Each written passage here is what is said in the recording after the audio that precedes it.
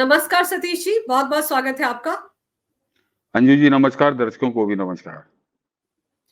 Sir ये बताएं कि कनाडा से लेकर हिंदुस्तान तक हर तरफ खालिस्तानियों को लेकर बवाल मचा हुआ है, लेकिन दिल्ली के मुख्यमंत्री अरविंद केजरीवाल, पंजाब के मुख्यमंत्री भगवंत मान बिल्कुल अपने होंठ सील कर बैठे हुए। हाँ, नहीं, भगवंत मान या अरविंद केजरीवाल का पूरी आम आदमी पार्टी ही अंजू जी वो खालिस्तान सपोर्ट पे बनी हुई है। एक तरह से उनके मेन फाइनेंसर कह लीजिए, मेन फाउंडर फाउंडर मेंबर कह लीजिए उन लोगों को। वो लोग इस पार्टी में शामिल है। और ये बात हम आप या कोई मीडिया रिपोर्ट नहीं कह रही।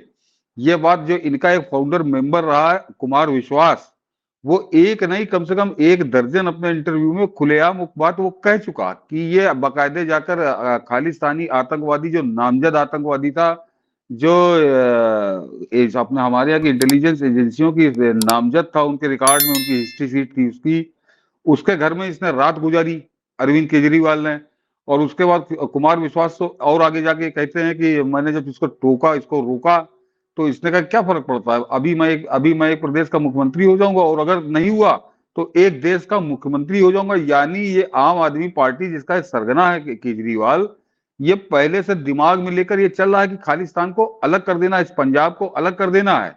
ये इसके दिमाग में है और ये एजेंडा इसके पास पहले से ही। वो तो जो उसने प्रदेश की बात की, मैं प्रदेश का मुख्यमंत्री हो जाऊंगा, वो तो एक बहाना है। ये स्टूज है जिसे कहते हैं विदेशी ताकतों का। और खुलकर कहिए आईएसआई का खालिस्तानी सपोर्टर होने का मतलब है कि आईएसआई पाकिस्तान का एजेंट है ये आदमी। खालिस्तान नाम की कोई चीज कहीं नहीं है दुनिया में। खालिस्तान जो है पाकिस्तान का एक प्रोजेक्ट है, एक प्रोजेक्ट कह लीजिए या प्रयोग कह लीजिए। प्रयोग नहीं, प्रयोग है, प्रोपोगंडा भी नहीं है। वो तो उस पर काम कर रहा है। वो प्रोपोगंडा तो होता कि हवा में उड़ाया गया, एक हवा फैलाई गई, एक माहौल बनाया गया। वो हवा में नहीं फैला रहा, वो अफवाह नहीं उड़ा रहा, वो माहौल नहीं बना रहा, वो उस पर बाकायदे काम कर रहा है। और पाकिस्तान जिस तरह से काम कर रहा है, तो अभी तक आंकड़ा जो कहता है कि इस खालिस्तान के नाम पर जो खून खराबा हुआ, उसमें करीब करीब 30 से 40 हजार लोगों की जानें गई हैं अंजू जी।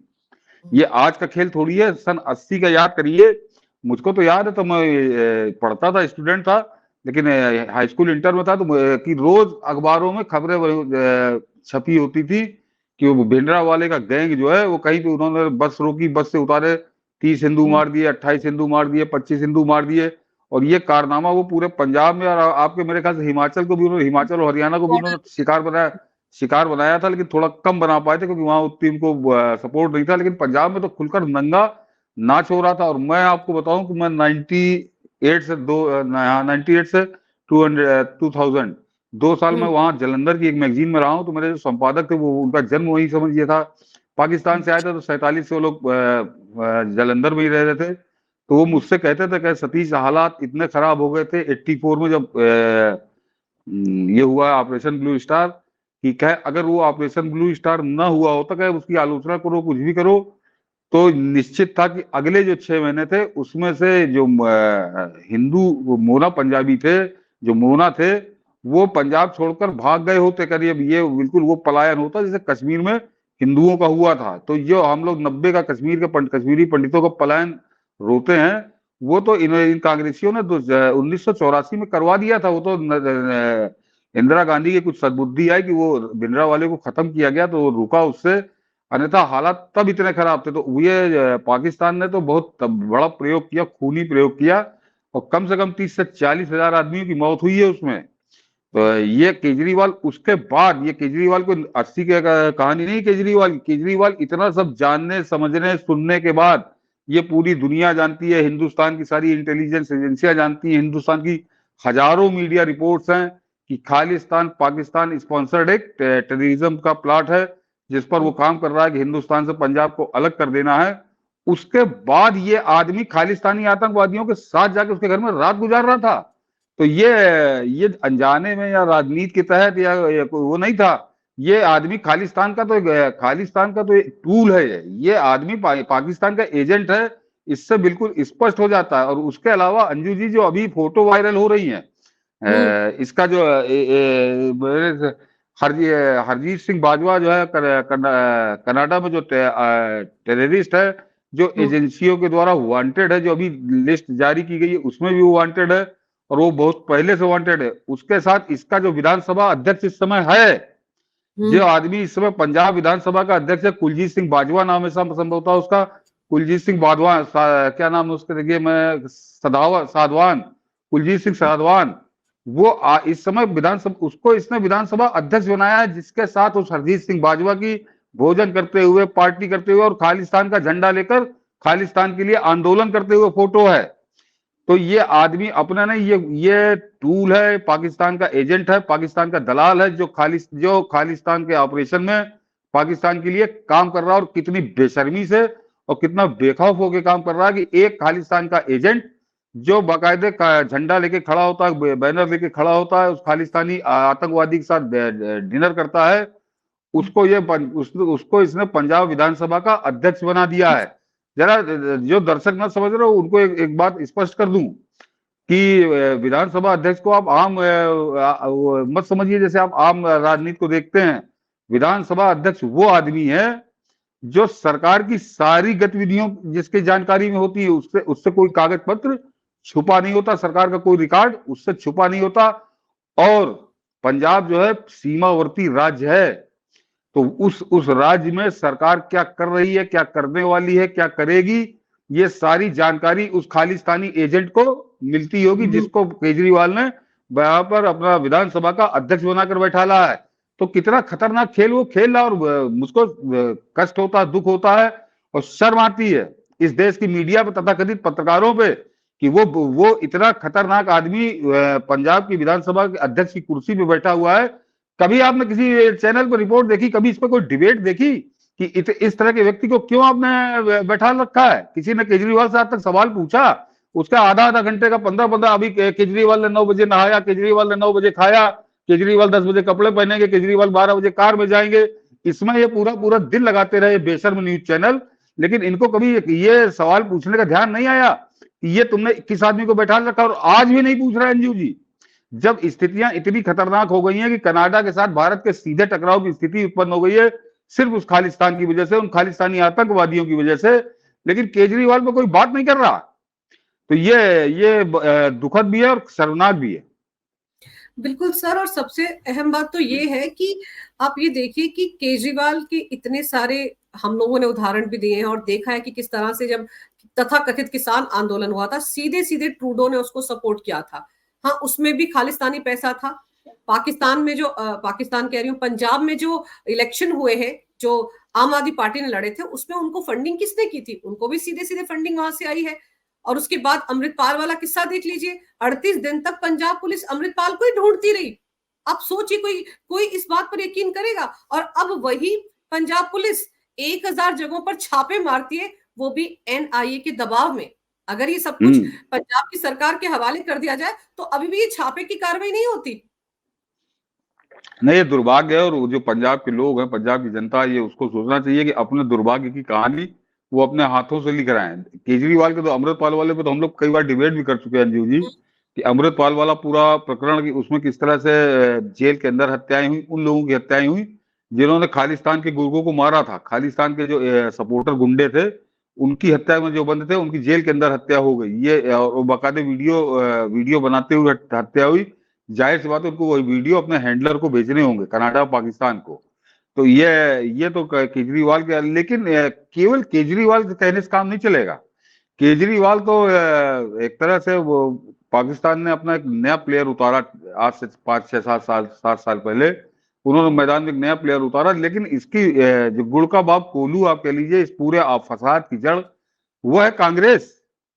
और कांग्रेस ने इसका खेल खेलना शुरू कर दिया। तो अभी पुरानी हिस्ट्री में तो बाद में बोलूंगा, जरा गौर करिए कि हमारे यहाँ उड़ा दिया जाता हवा में। खासकर मेरा जब मैंने पत्रकारिता पढ़ना शुरू की थी, जो मेरे गुरुजन थे वो कहते थे कि जर्नलिज्म जो है वो पूरा खेल ही रेफरेंसेस का है। अगर आपको पिछली चीजों का ज्ञान नहीं है, आपको रेफरेंस नहीं मालूम है, तो आप आगे के बारे में बात क्या करेंगे? फिर तो वो रिपोर्टर है कि गया, उसने देखा कि एक ट्रक आया, ट्रक ने एक आदमी कुचला, काम खत्म हो गया। तो ये रिपोर्टिंग नहीं है। आपको पिछले कुछ संदर्भों की बात करिए।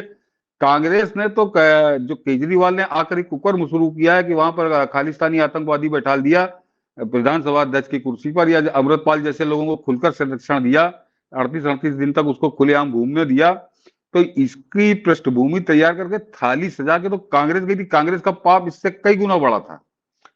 अज्जू जी लोग भूल जाते हैं, अभी 2 साल नहीं हुए, 19 दिसंबर 2021 स्वर्ण मंदिर के अंदर एक आदमी को यह कहकर कत्ल कर दिया गया, स्वर्ण मंदिर के अंदर, वो जहां अकाल तख्त है उस जगह पर यह कह के कत्ल कर दिया गया कि इसने बेदबी कर दी गुरु ग्रंथ साहब की। और वो बकायदे उसका वीडियो है, सीसीटीवी कैमरे में वो कैद है। किसकी सरकार थी उस समय? उसमें केजरीवाल की सरकार नहीं थी, उस समय कांग्रेस की सरकार थी।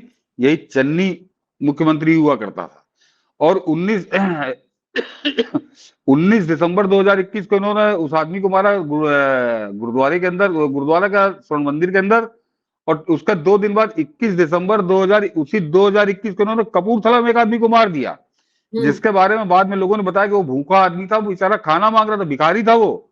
और उसको इन्होंने, क्योंकि वो हिंदू था, उसको इन्होंने कत्ल कर दिया। वो भी कैमरे में कैद है, ये कह के कि साहब ये गुरु ग्रंथ साहब की बेदबी कर रहा था। तो ये 19 दिसंबर की घटना, फिर उसके बाद 21 दिसंबर की घटना, और किसी के खिलाफ कोई पुलिस कार्रवाई नहीं। सबसे खास बात यह है, तो कांग्रेस ने तो लाइसेंस टू किल, ये एक तरह से कांग्रेस ने बांटा था मुक्त हस्त कि जाओ जिसको चाहो कत्ल कर दो। अन्यथा जो आदमी सीसीटीवी के अंदर कैद है गुरु ग्रंथ साहब वाले स्वर्ण मंदिर में, उनको तो उल्टा टान देना चाहिए था। वो फांसी उनको सजा होगी। दुनिया के किसी देश में ऐसे इस तरह से नहीं माफ होता है कि कोई पादरी गिरजा के अंदर, घर के अंदर कत्ल कर दे तो उसको छुट्टी, उसके खिलाफ एफआईआर भी नहीं दर्ज, या कोई दूसरा गुरुद्वारे के बाहर कोई भिखारी को मार दे तो उसको छुट्टी। ये कांग्रेस ने उनको खुला मैदान दिया था कि जाओ तुमको खुली छूट है। और 19 दिसंबर और 21 दिसंबर की इस घटना का चरम जो कांग्रेस ने देखा, कि इस पर भी मैंने हमारे यहाँ जनता को भी कहूंगा कि जनता भी मुर्दा है, आवाज नहीं उठाती है, कि जब इस पर कोई आवाज नहीं उठी, मीडिया बिल्कुल ऐसे आंखों में पट्टी बांधी, मीडिया उन हत्यारों के इंटरव्यू लेने लगा कि अरे कैसे बेदबी हो गई थी, क्यों बेदबी हो गई थी। यहाँ पर ये बजाय उन हत्यारों को जीना हराम करने के, मीडिया उनके तेल लगाने लगा, उनके चरण धो के पीने लगा। तो कांग्रेस के हौसले और बढ़े, उन हत्यारों के हौसले और बढ़े। और याद करिए, इस 21 दिसंबर के बाद 6 या 7 जनवरी 2022 था, जब प्रधानमंत्री नरेंद्र मोदी की हत्या की साजिश रची गई थी, जिसमें अगर उनके साथ एसपीजी ना होती, एनआईए के लोग न होते, तो शायद उस दिन प्रधानमंत्री की हत्या करने की पूरी तैयारी इन लोगों ने कर ली थी। और इसीलिए बहुत चर्चित हुआ था वो, कि उन्होंने कहा था कि जाओ चन्नी को धन्यवाद दे देना कि मैं जीवित लौट रहा हूं। अंजू जी, ये सामान्य घटनाक्रम नहीं था। कोई प्रधानमंत्री अगर ये कहे कि जाओ धन्यवाद दे देना, बता देना कि मैं जीवित वापस चला गया, ये कहने के बहुत अर्थ थे, बहुत गंभीर अर्थ थे। तो ये पाकिस्तान को, या पाकिस्तान के पाले हुए इन कुत्तों को, जो जिनको खालिस्तानी कह के पट्टा बनाया गया खालिस्तान का, इनको यहाँ पे रोटी बोटी खिलाने का काम पहले कांग्रेस ने भरपूर किया। कांग्रेस ने तो इनको एक तरह से इनको ब्रीड किया, जैसे होता ना प्रजनन कराया जाता, इन्होंने ब्रीड किया। और उसके बाद केजरीवाल ऐसा और आ गया खुलकर, तो रोटी बोटी सब इनको देने का काम पहले कांग्रेस, और उसके बाद केजरीवाल खुलकर कर रहा है। और देखिए क्या होगा, इसके परिणाम अच्छे नहीं होंगे। इनके खिलाफ सख्ती होनी चाहिए, और केजरीवाल को निश्चित तौर पर जेल भेजना चाहिए, निश्चित तौर पर यह आदमी, और कठोर कारावास इसको होना चाहिए। सर, क्योंकि आप देखिए ना, पिछली बार जो विधानसभा चुनाव हुए थे, जब भगवंत मान जीता था, उस वक्त भी डॉक्टर कुमार विश्वास ने कहा था कि एक बार केजरीवाल ये कह दे कि वो खालिस्तान का समर्थन नहीं करता है, बस एक लाइन बोल दे। वो लाइन भी केजरीवाल ने नहीं बोली थी, और तब कहा था कि मैं स्वीट टेररिस्ट हूं। याद है आपको? तब वो स्वीट टेररिस्ट बन गए थे। और आज की तारीख में हर मुद्दे पर तो बढ़ चढ़कर बोलते हैं ना केजरीवाल। तो ये जो इतना बड़ा मुद्दा बना हुआ है खालिस्तानियों का, उस पर मुंह में दही क्यों जमा रखा है उन्होंने? क्यों कन्नी काट रहे हैं? उस मुद्दे पर बोलना ही नहीं चाह रहे। अब तो उनकी पंजाब विधानसभा का अगर अध्यक्ष दिख गया है, फोटो है उसकी खालिस्तानी आतंकवादी के साथ, तब तो मुंह खोलना चाहिए कि क्या रिश्ते हैं आम आदमी पार्टी के खालिस्तानियों के साथ। नहीं, वो तो आप तो बड़ी दूर की बात कर दी, बड़ी गहरी बात कर दी, वहां तक जाने की जरूरत नहीं है। इनका चेहरा, इनका चरित्र और देश के प्रति इनकी भावनाएं क्या है, देश के प्रति ये क्या सोचते हैं, इससे एक चीज से दर्शक समझ लें। सामने उदाहरण है, कहीं आपको किताब पलटने की जरूरत नहीं है, कि पिछले 2014 के बाद पिछले 9 साल से मुझको एक स्टेटमेंट उठा के ढूंढ लीजिए गूगल में, कांग्रेस या केजरीवाल यह तथाकथित मोदी विरोधी वो जो गैंग बना है INDIA नाम का, कि किसी भी इंडियन नेता का, चाहे चाहे वो ममता बनर्जी हो, चाहे नीतीश कुमार हो, चाहे स्टालिन हो, चाहे केजरीवाल कांग्रेस तो शामिल ही है उसमें, अखिलेश यादव हो, एक स्टेटमेंट किसी नेता का बताइए जो उसने खुलकर पाकिस्तान के खिलाफ दिया हो। आज तक नहीं अंजू जी, ढूंढ लीजिएगा गूगल में, नहीं मिलेगा आपको।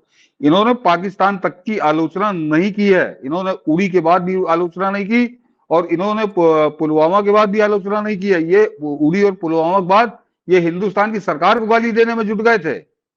ये हिंदुस्तान की सरकार को लोगों का ध्यान बटाने के लिए, ताकि पाकिस्तान के पाप पर आदमी की निगाह ना जाए, पाकिस्तान के पाप पर ध्यान ना दे, तो ये इन्होंने हिंदुस्तान की सरकार को गरियाना शुरू कर दिया। और जब पलट के जवाब हो गया, उड़ी का जवाब दिया है प्रधानमंत्री मोदी ने, मुंह तोड़ जवाब दिया। और पुलवामा के बाद तो खैर हम लोगों ने, सबने देखा, पूरी दुनिया ने देखा कि उनके संसद में खड़े होकर कह रहा था कि टांगे कांप रही थी, माथे पर पसीना आ गया था, आर्मी चीफ और फॉरेन मिनिस्टर के। तब ये तिल मिला कि ये तो जवाब हो गया पाकिस्तान को, जो इनका आका है, जिनकी बुराई में इनके 9 साल से इनके मुंह से एक शब्द नहीं निकला, उसका जब यह हश्र कर दिया नरेंद्र मोदी ने, तो इन्होंने दूसरी नौटंकी शुरू की कि सबूत लाओ। ये उस पाकिस्तान की बेइज्जती को बर्दाश्त नहीं कर पा रहे थे, उस पर पर्दा डालने के लिए ये कह रहे थे नहीं नहीं सबूत लाओ। और इनकी आंखें फूट गई थी, कान इनके फूट गए थे। जो पाकिस्तान की संसद में वहां का पूर्व संसद का अध्यक्ष रहा, जैसे हमारे लोकसभा अध्यक्ष है, संसद का वो अध्यक्ष था, उसका मैं देखिए इस समय नाम भूल रहा हूं, वो कह रहा है संसद के अंदर कि टांगे कांप रही थी, माथे में पसीना था। इमरान खान ने संसद के अंदर कहा कि हमने वापस किया, हमने 2 बार 3 बार फोन किया प्रधानमंत्री मोदी को, उन्होंने मुझसे बात नहीं की, तो मैंने अपने गुडविल गेस्चर में छोड़ दिया, क्योंकि मुझको ये खबर थी कि रात में वो हिंदुस्तान हमला कर सकता है। ये पाकिस्तान का प्रधानमंत्री संसद के अंदर कह रहा। और उसके बाद भी इन अकल के अंधों को, इन कान के बहरों को सबूत चाहिए था, सबूत नहीं चाहिए था इनको। अपने आका की, इनके पाकिस्तान की बेइज्जती बर्दाश्त नहीं हो रही थी, क्योंकि ड्यूटी करते हैं, उसकी ड्यूटी करते हैं। तो ये कैसे बेइज्जती हो जाएगी पाकिस्तान की, तो ये हालत कर दी नरेंद्र मोदी ने। तो इन्होंने नाटक शुरू किया कि सबूत दिखाओ, वहां तो कुछ हुआ ही नहीं। लेकिन वो तो पाकिस्तान जो छाती फाड़ के, माथा पटक के रो रहा था कि हमारा क्या हाल कर दिया मोदी ने। तो ये इनका ये चरित्र है। वैसे ही ये मैंने पाकिस्तान का आपको इसलिए याद दिलाया ताकि इनका चरित्र स्पष्ट हो जाए कि पिछले 9 साल से कर क्या रहे हैं। और ना तो जैसे ये पूरा गैंग नहीं बोला, केजरीवाल कांग्रेस और बाकी INDI गैंग, वैसे ही अंजू जी जरा गौर करिए कि लाल किले से झंडा उतार कर नोच दिया इन खालिस्तानी गुंडों ने। लेकिन जरा इनमें से किसी एक नेता का बयान दिखाइए जिन्होंने उसकी निंदा की हो, आलोचना की हो। ये उसके बजाय ये सरकार पे, पुलिस पे, उस पर दबाव बनाते रहे, अनर्गल आरोप लगाते रहे, ताकि उन गुंडों पर कम कार्रवाई ना हो। और अब ताजा जो मामला आया है कनाडा का आला है, तो अभी तक बताइए किसी नेता की, ये राहुल गांधी बना टहलता है पूरी दुनिया, कभी फ्रांस चला गया, कभी ब्रिटेन चला गया, कभी अमेरिका चला गया, कभी बेल्जियम चला गया, जर्मनी भटक रहा है बिल्कुल जैसे कटी पतंग की तरह, कि पता नहीं कहाँ चली जाएगी, जरा हवा चलेगी। लेकिन इस आदमी ने अभी तक, इस राहुल गांधी की बात कर रहा हूं, कि अभी तक इसने एक बयान, एक सेंटेंस कनाडा की सरकार की बदतमीजी के खिलाफ नहीं बोला है। इसने अभी तक जस्टिन ट्रूडो से नहीं कहा है कि तुम सख्ती करो, तुम्हारे यहाँ खालिस्तानी गुंडे भारत के विरोधी का। वहां तो नरेंद्र मोदी से कोई मतलब नहीं है। खालिस्तानी गुंडे तो, खालिस्तानियों ने तो तुम्हारी दादी की जान ले ली थी, इंदिरा गांधी की, उसके लिए कोई सबूत की जरूरत थोड़ी है। तो पंजाब के मुख्यमंत्री, कांग्रेसी मुख्यमंत्री बेअंत सिंह की जान ले ली थी, तो उसके लिए कोई सबूत की जरूरत नहीं। खालिस्तानी क्या है, उनका क्या चरित्र है, या ये इतना अनपढ़ है? अगर इतना अनपढ़ है तो इस्तीफा दे दे राजनीति से, कि पाकिस्तान उनको स्पॉन्सर करता है, पूरी दुनिया जानती है। मगर इसने आज तक, राहुल गांधी या कांग्रेस के किसी नेता ने जस्टिन ट्रूडो के खिलाफ, जो कुकर्म करके गया हिंदुस्तान से, जो कुकर्म वो कनाडा में रहकर कर रहा है, इन्होंने आज तक उसके खिलाफ एक भी विरोध का शब्द नहीं बोला है। तो क्यों नहीं बोला है? इनको भारत से अगर प्यार है तो तुरंत बोलते। मगर इनका ये नरेंद्र मोदी के विरोध का बहाना बनाते हैं। ये नरेंद्र मोदी के खिलाफ नहीं है। नरेंद्र मोदी की जगह सतीश मिश्रा बैठे होते तो सतीश मिश्रा के खिलाफ ये बहाना बनाते कि मैं तो सतीश मिश्रा की शक्ल हमें नहीं पसंद है, इसलिए हम ऐसा कर रहे हैं। दरअसल इनको करनी है पाकिस्तान की चाकरी, ये पाकिस्तान के एजेंडे में इनको काम करना है। पाकिस्तान ना नाराज हो जाए, ये ध्यान ये रखते हैं। हिंदुस्तान के टुकड़े हो जाए, इससे इनको कोई फर्क नहीं है। और उस टुकड़े में क्योंकि बाधा सबसे बड़ी नरेंद्र मोदी है, इसलिए ये इस तरह की बात कर रहे हैं। तो मैंने इनके जो अभी थोड़ा सा आपको 2-3 मिनट बताया दर्शकों से कि पाकिस्तान और कनाडा या खालिस्तान, इनके खिलाफ पिछले 9 सालों से ये INDI, ये गठबंधन, ये गिरोह, ये गैंग, ये एक शब्द नहीं बोला और ये देश की कुर्सी पे बैठना चाहते हैं। तो समझ लीजिए कि अगर ये देश की कुर्सी पे बैठे तो देश के कैसा भट्टा बैठेगा। देश पे ये कुर्सी पे नहीं बैठेंगे, देश का भट्टा बैठेगा। वो कर्म है। और केजरीवाल के बारे में तो अभी अंजू जी ने भी जिक्र कर ही दिया आपसे। सर, आप राहुल गांधी के बारे में बिल्कुल ठीक कह रहे हैं। सैन फ्रांसिस्को में, अमेरिका में शायद राहुल गांधी जब वो किसी यूनिवर्सिटी में वक्तव्य दे रहे थे और खालिस्तानी नारे लगाते हुए अंदर आ गए थे, और तब राहुल गांधी मंच से मुस्कुरा रहे थे, मोहब्बत की दुकान बोल रहे थे। तब क्यों नहीं उन्होंने उनको लताड़ लगाई? तब भी वो भूल गए थे कि खालिस्तानी कौन है, उनकी दादी के साथ क्या किया था इन्होंने। नहीं, वो जान रहा था कि उसके स्टाफ के आदमी है। जैसे आपने देखा होगा ना, बस में लोग चलते हैं तो बस में कंडक्टर चल जाता है, स्टाफ तो चल जाता है। रेलवे में होता है तो रेलवे कोई कर्मचारी आ गया तो टीटी का देता है, स्टाफ चल जाता है। तो वो जो खालिस्तानी नारे लगाते हैं तो वो उसके स्टाफ के आदमी, तो वो भी तो वही काम कर रहा है, वो नारे नहीं लगा रहा। लेकिन उनको, उनका बहुत सबसे बड़ा फेलिसिटेटर तो वही है इंडिया में, जो खालिस्तानियों को सारी सुविधाएं उपलब्ध करा रहा है। उनको कवर देने का काम, उनकी रक्षा करने का काम, कि उनके खिलाफ कार्रवाई ना हो, कम से कम कार्रवाई हो। उस काम में तो वो जो आपने सैन फ्रांसिस्को की घटना की, तो वो जो आपको लगता है कि इसको टोकना चाहिए था, इसकी शिकायत करनी चाहिए थी। वो जान रहा था कि हमारे स्टाफ के लोग, हमारी टीम के लोग हैं, इनके पास अलग रोल है, मेरे पास अलग रोल है, एजेंडा दोनों का एक ही है, भारत विरोध, पाकिस्तान परस्ती। इसलिए वो सैन फ्रांसिस्को में भी नहीं बोला था, यहाँ भी नहीं बोल रहा है। अरे मुझको शर्म आती कि जस्टिन ट्रूडो के खिलाफ नहीं बोल रहा, कनाडा के खिलाफ नहीं बोल रहा। ये अरे कम से कम जिस तरह के उसके बयान आए थे, उस पर विपक्ष होता तो इसको अड़ जाना चाहिए था। अंजू जी, मैं इसी जगह जरा दूसरा उदाहरण देता हूँ दर्शकों से, और मैं कह रहा हूँ मेरी बात मत मानिए, पूरा ढूंढ डालिए आपको जहां तक इंटरनेट में सूचनाएं उपलब्ध हो, और मुझको एक बयान ऐसा दिखा दीजिए जिसमें भाजपा 96 तक तो विरोध में ही थी, विपक्ष में। अटल जी 13 दिन के प्रधानमंत्री तो 1996 में बने थे। जब से वो जनसंघ था सन 50 से 96, एक बयान बता दीजिए जो पाकिस्तान के फेवर में वो बोला हो भाजपा ने। नहीं मिलेगा आपको। और आपको 1000 बयान मिल जाएंगे कि विपक्ष में रहते हुए भाजपा ने पाकिस्तान की आलोचना करने में कोई कसर बाकी नहीं रखी थी। तो ये होता है विपक्ष। विपक्ष का मतलब ये नहीं होता कि देश के दुश्मनों के लिए ताली बजाओ, जैसे हिजड़े बजाते हैं ताली। ये विपक्ष का काम नहीं होता है। तो ये मैंने दोनों तरह के उदाहरण दे दिए कि 9 साल से इनके मुंह से एक शब्द नहीं निकला देश के दुश्मनों के खिलाफ। और दूसरे में भाजपा का उदाहरण दे रहा हूँ कि 46 साल 1950 में संभवतः जनसंघ का गठन हुआ था, जो बाद में भाजपा बना, और 96 कि 1000 बयान आपको मिल जाएंगे, चाहे भाजपा के कोई अध्यक्ष रहा हो, कोई महामंत्री रहा हो, कि पाकिस्तान की हर कदम की, हर कुकर्म की आलोचना करने में भाजपा कभी पीछे नहीं हटती थी। ये सोच के वो उसकी तारीफ नहीं करती थी कि नहीं, प्रधानमंत्री तो कांग्रेस का है, कांग्रेस सरकार तो कांग्रेस की है, तो हम तो है पाकिस्तान की तारीफ करेंगे। ये कुकर्म कम से कम भाजपा ने कभी नहीं किया। और ये कुकर्म में पिछले 9 साल से लगातार कर रहे हैं, बार बार कर रहे हैं, रोज कर रहे हैं। सर, क्योंकि ये मोदी विरोध में या मोदी के प्रति नफरत में इतने ज्यादा भर गए हैं कि देश विरोधी बातों को भी हवा देने में लगे हुए हैं। राहुल गांधी को लेकर तो मुझे ताजुब इस बात का होता है कि टोरंटो में आपको याद हो एक रैली निकली थी जिसमें किस तरह से पुतला लटकाया गया था पूर्व प्रधानमंत्री इंदिरा गांधी का। वो खालिस्तानियों ने रैली निकाली थी, उस पर भी एतराज नहीं जताया गया कांग्रेस की तरफ से। कम से कम उसी को याद करके आज की तारीख में वो खालिस्तानियों के खिलाफ सरकार के साथ खड़े हो सकते हैं। हाँ, उस पर भी नहीं बोले थे कुछ, उस पर भी नहीं बोले थे। और दर्शकों को बता दूं कि उसमें रस्म अदायगी के लिए जो है ये देश की सरकार को गाली देने लगे थे। अरे कनाडा की सड़कों पे अगर कोई झांकी निकल रही है इंदिरा गांधी हत्याकांड की, तो उसमें नरेंद्र मोदी क्या कर ले। नरेंद्र मोदी ने तो अपना डिप्लोमेटिक चैनल खोला था और बाकायदे विदेश मंत्री ने बहुत कड़े शब्दों में उसकी आलोचना की थी, भर्त्सना की थी। और उसमें उस पर कनाडा की सरकार बैकफुट पर भी आई थी। लेकिन उस दौरान भी ये कांग्रेस का कोई नेता, अध्यक्ष से लेके नीचे जो कांग्रेस कार्यालय में झाड़ू लगाता होगा चपरासी तक, उनमें से कोई भी कनाडा के खिलाफ या ट्रूडो के खिलाफ या खालिस्तानी गुंडों के खिलाफ एक शब्द नहीं बोला था। तो इन कांग्रेसियों का न कांग्रेस देश से कोई लेना देना है, न देश की सरकार से कोई लेना देना है, न देश के प्रधानमंत्री, न देश की सेना। इनके एजेंडे कुछ और हैं। इनकी जो 2014 तक लूटपाट चलती थी, 2G घोटाला, कोयला घोटाला, कॉमनवेल्थ घोटाला, इस तरह की लूटपाट पे कोई ताला लगा है। तो अब ये चाहे देश बर्बाद हो जाए, देश लूट जाए, देश टूट जाए, ये किसी भी कीमत पर इस देश के हर उस दुश्मन के साथ खड़े हैं जो नरेंद्र मोदी का विरोध कर रहा है, क्योंकि नरेंद्र मोदी जो चिल्लाता था चौकीदार, तो चौकीदार ऐसा आया कि अठन्नी इनको चोरी नहीं करने दे रहा है। लेकिन सर, क्या लग रहा है आपको, जिस तरीके से अभी पन्नू के खिलाफ कार्रवाई हुई है, पन्नू देखो ना किस तरह की भाषा बोल रहा है, कैसे कैसे वीडियोस क्या आ रहे हैं, हिंदुओं को डरा धमका रहा है, लेकिन कम से कम एनआईए ने एक दिन पहले उसकी चंडीगढ़ और अमृतसर में जो प्रॉपर्टी थी उसको सीज किया है, अब वो सरकारी प्रॉपर्टी हो गई है।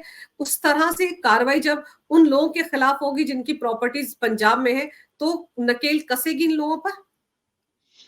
हाँ मंजू जी, ये आपका गंभीर सवाल है। देखिए, मैं बहुत क्लोजली फॉलो करता हूँ नरेंद्र मोदी को, जब से वो मुख्यमंत्री रहे हैं, गुजरात में बने थे और गुजरात दंगा हुआ तब से मैं थोड़ा निगाह रखता था, क्योंकि इंटरनेट की वजह से। फिर मेरे कुछ मित्र हैं तो उनसे सूचना मिलती थी गुजरात में, अहमदाबाद में। तो मेरा ये मानना है कि देखिए, पाकिस्तान तो लतखोर है, पाकिस्तान एक पंचिंग बैग है। तो पाकिस्तान के खिलाफ तो हमेशा आपको सतर्क रहना है। वो उस टाइप का जीव है कि जैसे ही मौका मिलेगा वो डसेगा आपको। तो उसको तो नरेंद्र मोदी कुर्सी संभालने के बाद से लगातार उसको ठीक से सुधार रहे हैं, ठीक से धो रहे हैं, और उसी का नतीजा है कि आज वो भीख मांगने कगार पे आ गया है। वहां के, अगर आप एडिटोरियल पढ़िए वहां के अखबारों के या वहां के जो डीप डिस्कशन होते हैं, तो साफ कहते हैं कि हमारी जो आर्थिक रूप से कमर तोड़ दी है उसका पूरा जिम्मेदार नरेंद्र मोदी ही है। ये मानते हैं, स्वीकारते हैं वो। और उसके उदाहरण दे दूं कि आज सऊदी अरब और यूएई और कतर जैसे जो देश थे, अब तो तुर्की तक को G20 में रंग बदलना पड़ा कि वो जो उसके फ्रंट फिलासफर फाइनेंसर थे पाकिस्तान के, वो अब पाकिस्तान की तरफ थूक नहीं रहे और हिंदुस्तान के गले लगे हुए हैं। तो ये नरेंद्र मोदी की कूटनीति का कमाल है। उसका जो एक मेन एपिक सेंटर था कि इसको भिखारी बना देना है, तो उन्होंने बना दिया, बिना लड़े, बिना बिना कुछ किए। तो वो इनको खल्लाता। देखिए, मैं मेरे दिमाग से उतर गई किस किस बात पे थी जो मैंने कहा था। ये आपका सवाल क्या था? मैंने आपसे पूछा था पन्नू जो है इसके खिलाफ जो हाँ कार्रवाई हाँ होगी। हाँ हाँ, मैंने भी याद आ गया भाई। तो पन्नू तो ये पाकिस्तान के खिलाफ तो नरेंद्र मोदी 9 साल से एक्टिव है, लेकिन अब इस तरह का मोर्चा उन्होंने किसी दूसरे देश के खिलाफ अभी तक नहीं खोला था पिछले 9 साल के अंदर, किसी भी देश के खिलाफ। इवन बांग्लादेश की भी कभी कभी शिकायत आती थी, या नेपाल बहक गया था, एक जमीन पर दावा करने लगा था, लेकिन नरेंद्र मोदी ने उसको बहुत दूसरे तरीके से निपटाया था। लेकिन जिस तरह से कनाडा के खिलाफ भारत सरकार ने मोर्चा खोला है, और जिस तरह से हमारा फॉरेन डिपार्टमेंट है, विदेश मंत्रालय और विदेश मंत्री जिस तेवर में और जिस तरह से जवाब दे रहा है, और जिस तरह से कार्रवाइयां शुरू हुई हैं, तो अंजू जी, मैं पाकिस्तान के बाद दूसरे नंबर पर कनाडा को रख रहा हूं। लोग अक्सर नेपाल और बांग्लादेश और श्रीलंका की बात करते हैं, नहीं, मैं नरेंद्र मोदी के तेवर वो मुझको इतने खतरनाक और इतने गर्म पहली बार नजर आ रहे हैं, पाकिस्तान को अलग करके। पाकिस्तान वाला मामला अलग है। तो ये जो सकारात्मक, मैं इसको सकारात्मक परिवर्तन मानता हूँ, अच्छा परिवर्तन मानता हूँ कि इसके परिणाम भी बहुत अच्छे होंगे। जिस तरह से पन्नू के खिलाफ कार्रवाई हुई है और जिस तरह से उन्होंने वीजा रोका है, वो एक बहुत मर्म पे चोट की है। उसकी वजह है कि देखिए, मेरे कुछ मित्र हैं, अभी उस दिन ओंकार जी के कार्यक्रम में मैंने बताया भी था कि मेरे 2 मित्र इस समय कनाडा में ही है। एक सिख है और एक नॉन सिख है।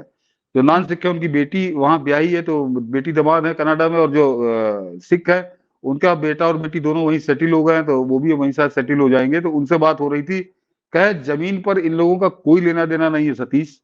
कहे ये एक 3-4 गुरुद्वारों को इन्होंने कब्जा कर रखा है, वहां पे जाते हैं, और वहां पे भी कहे जो गुरुद्वारे जो लोग जाते हैं, जो सिख जाते हैं, तो वो भी कोई इनके समर्थक नहीं, लेकिन क्योंकि ये वो अपना काम धंधे वाले लोग हैं, ये गुंडे हैं, तो इनसे वो लड़ते नहीं है। बाकी इनको कोई मॉरल सपोर्ट नहीं है। मैंने इसलिए फोन किया था कि तुम लोग ठीक ठाक हो। जब पन्नू की धमकी आई थी कि हिंदू छोड़ के भाग जा, तो हंसने लगे। अरे कह नहीं, यहाँ कोई हवा भी नहीं है, सब कुछ बिल्कुल नॉर्मल है, जैसे अब पहले था वैसे ही अब है। हाँ, इनका एक अलग जगह है, वहीं वो कर रहे हैं। लेकिन नरेंद्र मोदी ने जिस तरह से तेवर दिखाए, तो वो जो वीजा वाला मामला है, उसमें अंजू जी वो जो बहुत बड़ा क्या 90% 95% वर्ग है जिसका इन गुंडों से कोई लेना देना नहीं, लेकिन उनका वो कट गए अपनी जन्मभूमि से, अपनी धरती से। उनके वीजा पे रोक लगी है, कैनेडियन वीजा पे जो रोक लगा दी है नरेंद्र मोदी ने, तो अब इन गुंडों का जीना हराम वो लोग कर देंगे। वो जो वहां, ये दर्शक इसका समझे आप सरकार के इस फैसले का क्या प्रभाव पड़ेगा, कि वो लोग जिनका कोई कसूर नहीं, जो इनके साथ नहीं, जिनके जो अपना भारत के साथ जिनका प्रेम है, अच्छे लोग हैं, वो कहेंगे कि तुम्हारे चक्कर में जो है हमारा आना जाना बंद करा दिया तुमने। तो ये, और वो एक बहुत बड़ी संख्या होगी, बहुत बड़ी संख्या, जिनको इन गुंडों को संभालना बड़ा मुश्किल हो जाएगा। तो ये नरेंद्र मोदी सरकार का ये तेवर बहुत बढ़िया है। और ट्रूडो की तो खबर आना शुरू हो गई पिछले 2-3 दिनों से कि ट्रूडो की हालत बहुत बुरी हो चुकी है और बहुत बुरी होने जा रही है। चुनाव में भी उसका सुपड़ा साफ होगा। तो ये अच्छा कदम है सरकार, मैं सरकार की जो भी रणनीति रही है, जो भी अभी तक उसने किया है, उससे मैं पूरी तरह सहमत हूँ, संतुष्ट हूँ। चलिए सर, तो अभी तो ट्रूडो के खिलाफ बहुत से देश ऐसे हैं जो उठ खड़े हुए हैं, भारत का साथ दे रहे हैं। तो देखना ये होगा कि किस तरह से इस मामले का निपटारा होता है। और आप बिल्कुल सही कह रहे हैं, पाकिस्तान के बाद दूसरा ऐसा देश कनाडा ही है जिसके साथ पीएम मोदी सारा हिसाब किताब बराबर करना चाहते हैं अब। और वहां जिस तरह हाँ, से पाकिस्तानियों को लेकर बड़ा सॉफ्ट कॉर्नर है ना ट्रूडो के मन में, तो उनको अब अच्छी खासी तरीके से वो पूरी दुनिया में अलग थलग कर देंगे। जैसे पाकिस्तान का जो हाल हुआ है, को मुझे किया लगता था। है वही हाल होने वाला है। आपने हाँ इस मामले बिल्कुल। से आप कुछ कह रहे थे? हाँ, याद दिला दूं, अभी वो माइकल रूबिन आज ही मैं पढ़ रहा था, आज ही उनका स्टेटमेंट आया है। पेंटागन के वो बड़े सीनियर ऑफिशियल रहे हैं, अभी हम्म, शायद अभी साल भर पहले रिटायर हुए हैं। उन्होंने एक हम्म, बात कही जो अभी अंजू जी कह रही थी, उसी की पुष्टि हो गई है उसकी। उन्होंने अपने बयान में कहा है कि अगर अमेरिका को चुनना पड़ा कनाडा और अमेरिका में से, तो अमेरिका भारत। निश्चित तौर पर भारत को चुनेगा। और नहीं, उसमें आगे जो उन्होंने तुलना की वो अद्भुत की है अंजू जी। उन्होंने कहा कि भारत के साथ कनाडा की तुलना वैसे ही है जैसे चींटी के साथ हाथी की तुलना। ये उनकी जो तुलना, ये तो वो जो बात आपने कही वही है कि कनाडा को बहुत ज्यादा भोगना पड़ेगा। लेकिन सर, कहीं आपको लगता है सोरोस का एंगल भी है इसमें? क्योंकि टर्की, जिन दिनों G20 चल रहा था, पाकिस्तान के जो आर्मी चीफ है वो टर्की के दौरे पर गए थे। और ये जो ये ट्रूडो है, इसकी टर्की के साथ भी दोस्ती है, पाकिस्तान तो वैसे इसके साथ दोस्त बन जाता है। तो आपको लगता है कुछ सोरोस वाला एंगल भी, फंडिंग का एंगल इस मामले में? नहीं, सोरोस का फंडिंग में मैं खुद ही कहता रहा हूँ, पिछले 2-2.5 साल से लगातार बोलता रहा हूँ, जहां था लिखता भी रहा हूँ। लेकिन हम्म, अब मेरा थोड़ा बदल गया है इसमें एंगल अंजू जी, हम्म, कि सोरोस फाइनेंस तो कर रहा है, लेकिन हम्म, सोरोस अपना पैसा नहीं फाइनेंस कर रहा। ये मेरी अच्छा। समझ, क्योंकि वो, हाँ, क्योंकि वो आदमी बिजनेसमैन है। वो एक के दो, दो के चार करने वाला आदमी है वो। हम्म, और उस इसमें भी उसका फायदा है, उसको कट मनी मिल रहा होगा कि तुमको पैसा इतना मिल जाएगा, अब बाकी तुम ऐसे करना। क्योंकि उसकी जो ओपन सोसाइटी, ओएसएफ है, ओपन ओपन सोसाइटी फाउंडेशन, हम्म, उसकी जो फाइनेंस पैसा देने वाली कमेटी है, उसका चेयरमैन है ये हर्ष मंदर। हम्म, उसका वाइस प्रेसिडेंट है सलील शेट्टी। मैं दर्शकों से कह रहा हूँ, बड़ी गंभीर बात कहने जा रहा हूँ, अपनी ही बात को मैं काट रहा हूँ, ये समझिए सुधार कर रहा हूँ कि ये आप लोगों को बिल्कुल नया एंगल दे रहा हूँ, इससे इससे पहले कहीं किसी ने नहीं दिया हिंदुस्तान में। हम्म, तो उसका पैसा बांटने वाली कमेटी चेयरमैन हर्षवर्धन, उसका सलील शेट्टी यहाँ हिंदुस्तान में, वो राहुल गांधी के साथ भारत जोड़ो यात्रा में लगा हुआ था। तो मेरा मानना यह है अंजू जी कि वो पैसा जो खुलकर दिया जा सके इन ऐसे लोग तत्वों को, वो जॉर्ज सोरोस को फेस बनाया गया। उसको फेस बनाया गया कि पैसा तुमको मिल जाएगा, तुमको पैसा दे देंगे, और तुम ये ऐलान करो कि मैं नरेंद्र मोदी के खिलाफ एक इस तरह से कर रहा हूं, मैं 8,000 करोड़ और 10,000 करूंगा। और मेरा मानना यह है कि ये 8,000 करोड़ नहीं, 10,000 करोड़ नहीं, जो सोरोस बांट रहा है या बांटेगा, वो पैसा उसी कोयला घोटाले का है, उसी 2G घोटाले का है, उसी कॉमनवेल्थ घोटाले का है। उन घोटालों को जिन लोगों ने किया था, उन्होंने हवाला के जरिए ये पैसा जॉर्ज सोरोस को पहुंचाया। जॉर्ज सोरोस एक फेस है इन मोदी विरोधी भ्रष्टाचारियों का, लुटेरों का, जिन्होंने 2G कोयला घोटाले से देश का पैसा लूटा, और वो पैसा वहां से पहुंचा। और जॉर्ज सोरोस केवल फेस है, उसको कट मनी दे दिया गया, तुमको 5%, जैसे हवाला वाले होते हैं उनको दिया जाता है कि 2%, 3% मिलता है। उसी तरह से जॉर्ज सोरोस, इन्हीं लोगों का पैसा है जो जॉर्ज सोरोस खर्चा कर रहा है। और इनके संबंध खालिस्तानियों से क्या है, या अभी हम लोग हमारे अंजू जी की डिस्कशन में आपको समझ में आ गया होगा। ये मैं एक नया एंगल दे रहा था कि जॉर्ज सोरोस को गाली देना मैं थोड़ा कम कर दूंगा, क्योंकि वो केवल इतना है कि वो दलाल है, हवाला हवाला व्यापारी कह लीजिए। उसके पास ये कोयला घोटाला, हवा जो पैसा इन लोगों का विदेश में जमा था, वो ये via George Soros Hindustan pump करा रहे हैं। क्योंकि सर राहुल गांधी जब जब विदेश जाते हैं तो ऐसी बैठकों में तो होते हैं जहाँ जॉर्ज सोरोस से जुड़े लोग होते हैं, वो सुनीता हम्म। उसकी बैठकों में होती है, तमाम वही नहीं, लोग होते हैं। सब इंडियन ही होते हैं। सबसे खास हाँ। बात है कोई, उसकी बैठक में कभी कोई जर्मनी का या साउथ अफ्रीका का या ऑस्ट्रेलिया का तो कभी कोई नहीं दिखता मुझे। तो वो केवल हिंदुस्तान का पैसा है, वो उसको इधर लगाना है। वो मैंने कहा बिजनेसमैन आदमी है, उसको अगर 8,000 करोड़ की वो बात कर रहा है, तो उसको अगर 8% मिल रहा है तो उसको 150 करोड़ उसको मिल जाएगा दलाली का। तो उसको क्या करना, उसको कुर्सी डाल के केवल इतना ही तो बोलना है कि मैं ये करूंगा, मैं वो करूंगा। बाकी तो पूरे इनका दलाल लगे हुए हैं। तो ये एक पूरा खेल हिंदुस्तान के ही उन भ्रष्टाचारियों का है जिन्होंने कोयला घोटाले में लूटा है इस देश को। बिल्कुल। और हर्ष मंदर तो सर सोनिया गांधी की वो जो एडवाइजरी कमेटी थी उसके भी सदस्य हुआ करते थे, और किस तरह से वो सुप्रीम कोर्ट को लेकर तरह तरह की टिप्पणियां करते रहे हैं। बल्कि जब वो दिल्ली में दंगे भड़के थे उससे पहले वो सीए के आंदोलन को लेकर किस तरह की टीका टिप्पणियां कर रहे थे, तो ये तो सबको पता है। लेकिन आप बिल्कुल सही कह रहे हैं कि जॉर्ज सोरोस शायद एक चेहरा है जिसकी आड़ में ये जो हवाला के जरिए पैसा बाहर भेजा गया है उसी को ही भारत में लाया जा रहा है, ताकि एंटी मोदी जो एक एजेंडा है या एंटी मोदी एक मुहिम में उसे खड़ा किया जा सके। देखो, लेकिन जैसे सेल कंपनी होती है, बस उसको सेल कंपनी समझ लीजिए आप। जॉर्ज सोरोस वही है।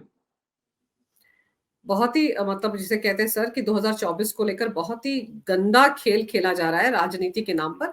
राजनीति जो होती है वो इस तरह की तो नहीं होती जिस तरह की इस वक्त कांग्रेस करने में लगी हुई है, या हम आम आदमी पार्टी की बात कर लें। खालिस्तानियों के साथ जो कुछ हो रहा है उसको लेकर किस तरह से सन्नाटा है आम आदमी पार्टी में। और जो तस्वीर आप बता रहे हैं कि पंजाब के जो विधानसभा अध्यक्ष है किस तरह से आतंकवादी जो खालिस्तानी है उसके साथ बैठकर बड़े आराम से चाय नाश्ता कर रहे हैं, और वो उस आंदोलन में शामिल रहे जो खालिस्तानियों का है। तो ये तो बहुत ऐसे टॉपिक है जिनकी जिनकी तरफ ध्यान देने की जरूरत है हमारी सरकार को भी, और इन सब लोगों के चेहरों से नकाब हटना चाहिए कि असलियत में ये सत्ता के लिए किस तरह का खेल खेल रहे हैं और किस तरह से देश को भी बदनाम कर रहे हैं। सर आपने इस मामले पर जो विस्तार से जानकारी मेरे दर्शकों को दी उसके लिए आपका बहुत बहुत धन्यवाद।